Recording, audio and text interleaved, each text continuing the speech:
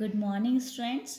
आज हम हिस्ट्री का ही chapter 4 the making of a global world उसको आगे कंटिन्यू करेंगे। कल हम जो है वॉर के बारे में पढ़ रहे थे, उसके इंटर वॉर इकनॉमी जो है उसको हम आज स्टार्ट करेंगे, आगे कंटिन्यू करते हैं इस चैप्टर को। The first world war 1914 to 18 was mainly fought in Europe. ये यहाँ पे लड़ा गया था यूरोप में, और ये ईयर आपको दे देता 14 to 18। But its impact was felt around the world. इसका जो असर है उस all over around the world चारों तरफ आपको देखने को मिलता है। Notably for our concerns in this chapter, it plunged the first half of the 20th century into a crisis that took over 3 decades to overcome।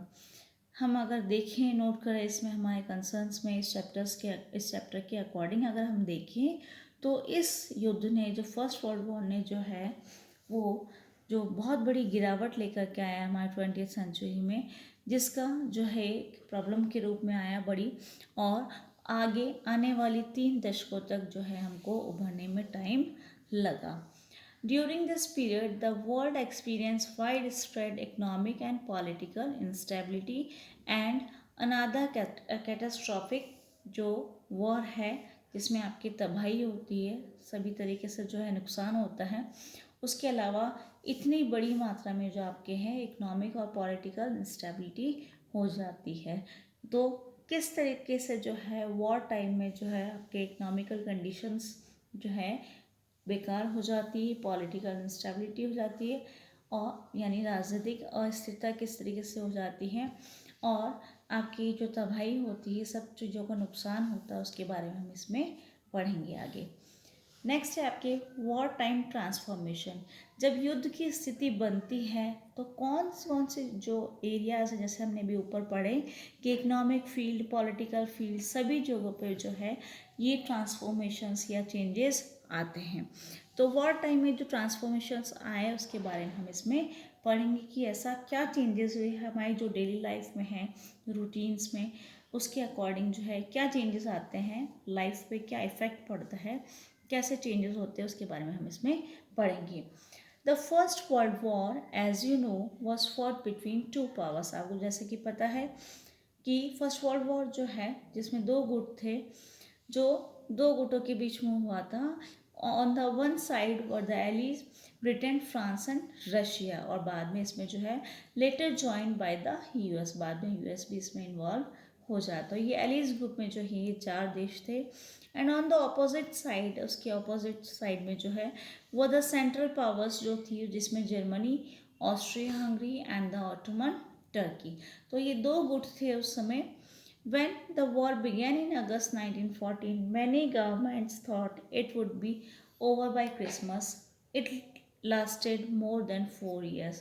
जब यह स्टार्ट हुआ युद्ध अगस्त 1914 में, तब बहुत सारी गवर्नमेंट्स जो है वो सोचती है कि ये क्रिसमस तक जो है यानी दिसंबर में लगभग एंड हो जाएगा, लेकिन ऐसा नहीं हुआ। लगभग इसको 4 years में जो है से भी ज़्यादा इसमें ख़त्म होने में टाइम लगा। The first world war was a war like no other before. ऐसा युद्ध था ये आपका प्रथम विश्व युद्ध, जैसा पहले कभी नहीं हुआ था। The fighting involve the world's leading industrial nations which now harness the vast powers of modern industry. अब जो है आपके जो जितनी भी सोर्स ऑफ एनर्जी थी वो सब चीज़ें उन लोगों ने ख़त्म कर दी थी बड़े पैमाने पे, जो हमारी मॉडर्न इंडस्ट्रीज़ थी, और जो है उनको प्रॉब्लम हुई बड़े पैमाने पे जो greatest possible destruction on the enemies, यानी जितना ज़्यादा वो इन्फ्लेक्ट का मतलब यहाँ पे कष्ट देके या नुकसान पहुँचा करके था, जितना ज़्यादा वो परेशान करके जो है अपने दुश्मनों को अपना तबाही वहाँ पे मचा सके, विनाश कर सके, ऐसा उन लोगों ने जो है स्टार्टिंग करी। ऐसे ये जो है नेशंस आपस में लड़ने लगे। दिस वॉर वॉज दस the first modern industrial war. पहला ये युद्ध था जिसमें इंडस्ट्रियल जो है वॉर जिसको हम कह सकते हैं जो था। It saw the use of machine guns, यानी मशीन से बनी हुई जो चीज़ें, यानी इंडस्ट्रीज से जो चीज़ें बनी हुई, इसलिए इंडस्ट्रियल वॉर था, मॉडर्न था ये। ये इसमें जो है आपके यूज़ करे गए machine guns, tanks, aircraft, chemical weapons etcetera, ये नए जो आधुनिक या मॉडर्न इंडस्ट्रियल से जो बने हुए इक्विपमेंट्स थे उनसे लड़ाई थी। ऑन अ मैसिव स्केल यानी बड़े पैमाने पे ये लड़ाई थी। These were all increasingly products of modern large scale industries, जो बड़े पैमाने पे जो बढ़ोतरी हुई, जो कि प्रोडक्ट्स बनते थे बड़े पैमाने पे, जो कि आपके लार्ज स्केल इंडस्ट्रीज होती हैं, जो बड़ी इंडस्ट्रीज होती है बड़े पैमाने पे जो है इंक्रीज करती हैं इन प्रोडक्ट्स को, उसके द्वारा ये बनाए जाते थे। To fight the war millions of soldiers had to be recruited from around the world, लड़ाई करने के लिए युद्ध में बहुत सारे मिलियंस जो है के सोल्जर्स की, सिपाहियों की ज़रूरत पड़ती थी। उनको रिक्रूट किया गया था वहाँ पे अपॉइंट करने के लिए लड़ाई में, और सभी जगहों से ऑल ओवर जो वर्ल्ड से हैं यहाँ पे सैनिकों को भेजा जाने लगा युद्ध में। And move to the front lines on the large ships and trains, और उनको जो है जल्दी से जो है वहाँ पे भेजा गया था सबसे पहले आगे रहने के लिए। The scale of death and destruction, 9 million dead and 20 million injured, was unthinkable before the industrial age without the use of industrial arms।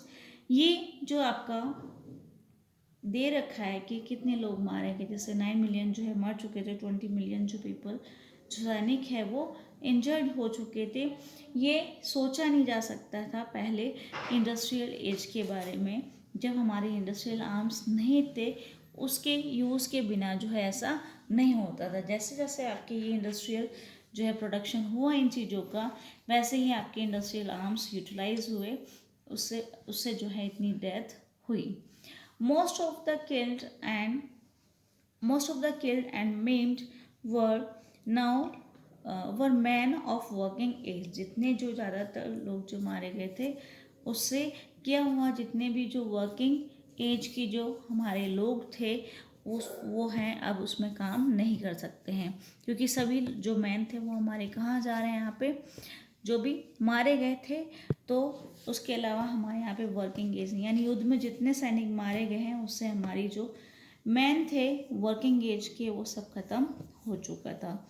This deaths and injuries reduce the able bodied workforce in Europe. उससे क्या हुआ, सैनिक सारे वहाँ गए और ये मर रहे थे, इंजर्ड हो रहे थे, उससे कमी आ गई हमारे जितने,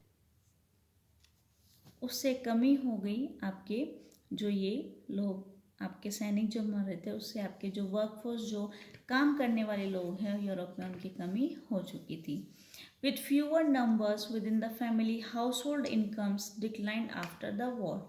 और हम कुछ नंबर उसमें देखें फैमिलीज़ में, तो जो आपके इनकम्स थी आपके उसमें भी कमी आती है वॉर के बाद में। During the war industries were restructured to produce war related goods. जब युद्ध स्टार्ट हो चुका था उस समय जो है युद्ध चल रहा था, उस समय जो है इंडस्ट्रीज़ को दोबारा से स्ट्रक्चर किया गया था, जैसे वो जो हैं कौन सा चीज़ें बनाएंगे या प्रोड्यूस करेंगी, युद्ध से रिलेटेड या वॉर से रिलेटेड गुड्स, यानी ऐसे सामान जो कि युद्ध में काम आते हैं, वॉर में काम आते हैं, वो सब चीज़ें बनाएंगी। ठीक है। Entire societies were also reorganised for war, यानी आपके ये चेंजेस हो गया इंडस्ट्रियल उसमें। ठीक है। दूसरा आपके सोसाइटी में भी चेंजेस हुआ, entire societies were also reorganised for war. जो हमारी सोसाइटी थी वो भी पूरी तरीके से जो है दोबारा से जो है हमने ऑर्गेनाइज करा उसको वॉर के हिसाब से। और as men went to battle, women stepped in to undertake jobs that earlier only men were expected to do।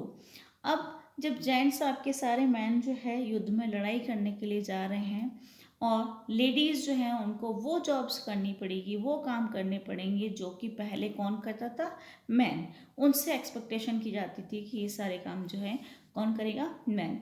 अब उसकी जगह जो मैन जो है बैटल में जा रहे, बैटल फील्ड में लड़ाई करने के लिए जा रहे युद्ध में, तो वुमेन जो है उनको जो है यहाँ पे भेजा गया ये सारे काम करने के लिए।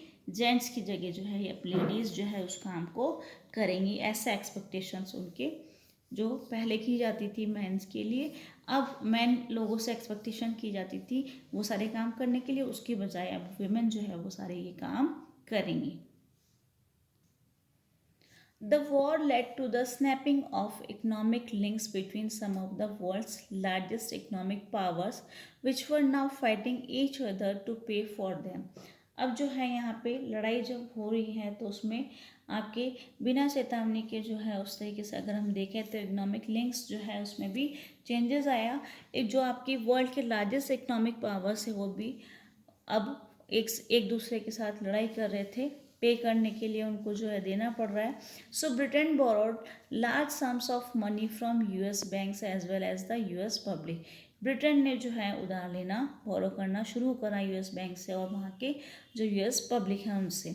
दस the war transform the US from being an international debtor to an international creditor, यानी पहले ये डेब्टर के रूप में था, कर्जदार के रूप में था यूएस यानी अमेरिका, अब वो डेब्टर नहीं रह करके अब क्रेडिटर बन गया है इंटरनेशनल मार्केट में, ठीक है। In the other words at the war ends the US and its citizens owned more overseas assets than foreign governments and citizens owned in the US। जो फॉरेन गवर्नमेंट या citizens जो होते हैं America में उनसे भी ज़्यादा जो है अब यहाँ पे जो यूएस के और उसके जो सिटीजन्स है वो उनके पास ज़्यादा है, जितना कि फॉरेन जो गवर्नमेंट होती है और वहाँ के लोगों के पास नहीं होता, उससे ज़्यादा इन लोगों के पास ये असेट्स के रूप में मिलने लगी। यानी अमेरिका की जो है इकोनॉमिकल कंडीशन जो है अच्छी हो रही है और ब्रिटेन जो है अब कर्जदार होता जा रहा है, यानी वो बोरो कर रहा है अमेरिका से, तो ये सब चीज़ें उसको वापस लौटाना भी है। इससे ब्रिटेन की कंडीशन जो है वो ख़राब हो जाती है। आगे हम इसी चैप्टर में पढ़ेंगे किस तरीके से वो करता है रिटर्न, कैसे उसकी प्रॉब्लम आती है। अब ये था हमने पढ़ा वॉर टाइम ट्रांसफॉर्मेशन, यानी युद्ध के समय जो है क्या चेंजेस आते हैं। तो जैसे हमारी इंडस्ट्रीज़ में चेंजेस हुआ, हमारी जो लाइफ स्टाइल है, हमारे जो वर्क हैं मैन और वुमेन के, उसमें भी चेंजेस हुआ और इकोनॉमिकल कंडीशन हर एक देशों की जो है वो चेंज होती गई। किसी को जो है सब जो है चीज़ों के लिए पैसा चाहिए और पैसा ही उन्होंने एक दूसरे से बोरो करना शुरू करा, तो इस तरीके से जो है और कॉन्फ्लिक्ट्स होने लगते हैं। अब हम पढ़ेंगे पोस्ट वॉर रिकवरी, उसके बाद जो है युद्ध के बाद जो है किस तरीके से हमेशा जब भी युद्ध होता है तो सभी को जो है हमने भी पढ़ा था इकोनॉमिकली पॉलिटिकल जो है नुकसान होता है, और जब युद्ध ख़त्म हो जाता है उसके बाद जो है हमारी जो ये तबाही होती है, जो हमारा जो नुकसान होता है, सभी की जानें भी जाती हैं, उनको भी हमको रिकवर करना पड़ता है। तो ये हमारी जो इकोनॉमिकल लाइफ जो चेंज होती है उसको भी हमको कवर करना पड़ता है, उसको चेंज करना पड़ता है, उसको आगे ले जाना पड़ता है। तो कैसे जो युद्ध के बाद रिकवरी हुई उसके बारे में हम इसमें पढ़ेंगे। Post war economic recovery prove difficult, ये हमारे लिए जो है पोस्ट वॉर युद्ध के बाद जो इकोनॉमिकल कंडीशन होती है उसको रिकवर करना बहुत डिफ़िकल्ट होता है। Britain which was the world's leading economy in the pre war period, हमने पढ़ा था अभी कि जब युद्ध नहीं हुआ था उस समय जो है आपके प्री वॉर पीरियड में जो है आपके लीडिंग इकनॉमी में अपना जो है अपना उसकी जो स्टेज थी ब्रिटेन की वो बहुत अच्छी थी और इन पर्टिकुलर फेज प्रोलॉन्ग क्राइसिस। अब जो है वो यहाँ पे लंबी अवधि में जो है इस प्रॉब्लम में जो है फंस चुका था, उसको ये प्रॉब्लम आ रही थी। While Britain was pre occupied with war industries had developed in India and Japan, पहले जो है उसने वॉर से पहले जो है अपने उसने यहाँ पे इंडिया और जो है डेवलप कर चुके थे सब यहाँ पे industries. After the war Britain found it difficult to recapture its earlier position of dominance in the Indian market and to compete with Japan internationally. युद्ध के बाद इंडिया में जितने भी उसके इंडस्ट्रीज थी उसको जो है दोबारा से रिकैप्चर करना उसके लिए डिफ़िकल्ट हो गया और जितना डोमिनेंस वो यहाँ पे करता था पहले हमारे इंडियन मार्केट में वो अब नहीं इतना कर सकता है, उसको रिकैप्चर करना बहुत डिफ़िकल्ट हो गया था। जो पोजीशन उसकी पहले थी कि वो शोषण करता था किस तरीके से वो नहीं कर पा रहा था, उसके लिए डिफ़िकल्ट हो चुका और उसको compete करना जापान के साथ इंटरनेशनल लेवल पे वो भी डिफ़िकल्ट हो चुका था, यानी दूसरे देशों के साथ अब वो compete नहीं कर पा रहा था, ऐसी उसकी स्थिति हो चुकी थी ब्रिटेन की। Moreover to finance war expenditure Britain had borrowed liberally from the US. और अभी हमने पढ़ा था ऊपर कि ब्रिटेन जो है युद्ध का युद्ध का जो भी खर्चा है, एक्सपेंडिचर जो खर्चा है वो जो है उसको लौटाने के लिए वो कहाँ से लेता है, अमेरिका से। This mean that at the end of the war Britain was burden with the huge external debts. यानी एंड जब होता है इस युद्ध का, वर्ल्ड वॉर का जब एंड होता है, उसमें ब्रिटेन जो है एक कर्ज के तले दब जाता है। एक्सटर्नल जो जो बाहर के देशों के साथ उसके जो कर्ज होते हैं उससे उसका बहुत बर्डन बढ़ जाता है, उसे लौटाना पड़ता है। The war had led to an economic boom that is to a large increase in demand, production and employment. जो आपके इकोनॉमिक बूम आता है उसमें आपके इंक्रीज होता है, डिमांड होती है आपके प्रोडक्शन की और एम्प्लॉयमेंट, क्योंकि रोज़गार जो है वो सेटअप करना पड़ता है आपके एम्प्लॉयमेंट। और आपके when the war boom ended production contracted and unemployment increase. जब वॉर के समय जो है आपके ये बढ़ चुका था एम्प्लॉयमेंट की, सब जगहों को रिक्रूट कर, लेकिन यहाँ पे जब ख़त्म हुआ तो यहाँ पे ये कॉन्ट्रैक्ट और अनएम्प्लॉयमेंट जो इंक्रीज हुए।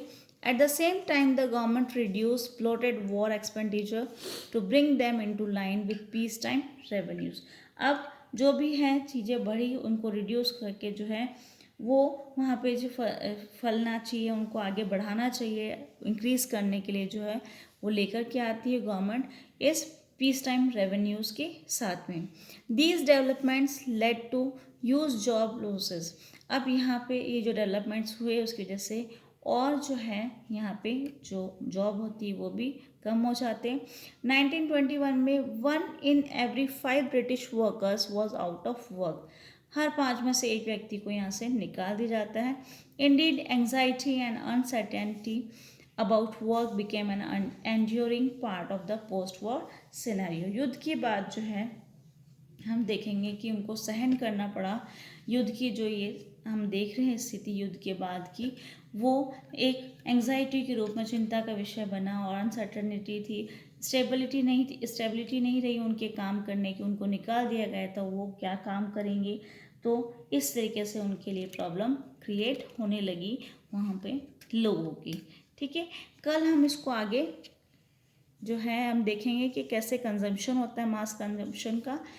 इससे पहले ये है कि मैनी एग्रीकल्चरल इकनॉमीज़ वो ऑल्सो इन क्राइसिस। बहुत सारी जो आपके एग्रीकल्चरल इकनॉमीज़ होती वो भी प्रॉब्लम में थी।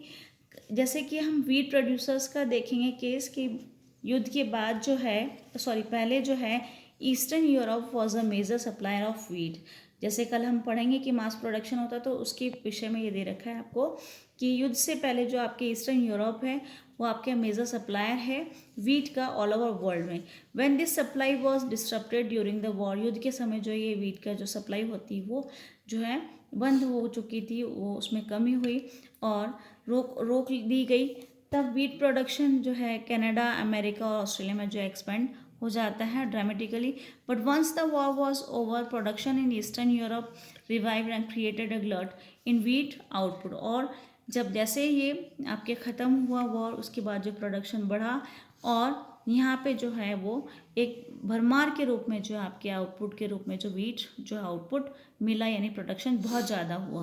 Grain prices fail. अब जब प्रोडक्शन ज़्यादा हुआ तो आपकी प्राइसेस जो है वो कम हो गई, रूरल इनकम्स जो है वो भी कम हो गया और फार्मर्स फेल डीपर इनटू डेब्ट, और उनको कर्ज में डूबना पड़ा जो भी आपके फार्मर्स थे। तो ये था कि प्रोडक्शन कैसे इंक्रीज़ हुआ तो उससे प्रॉब्लम्स आई आपके फार्मर्स को, और मास प्रोडक्शन और उसका कंजम्पशन के रूप में हम कैसे जो है आगे अमेरिका में क्या हुआ उसके बारे में हम कल इसमें पढ़ेंगे।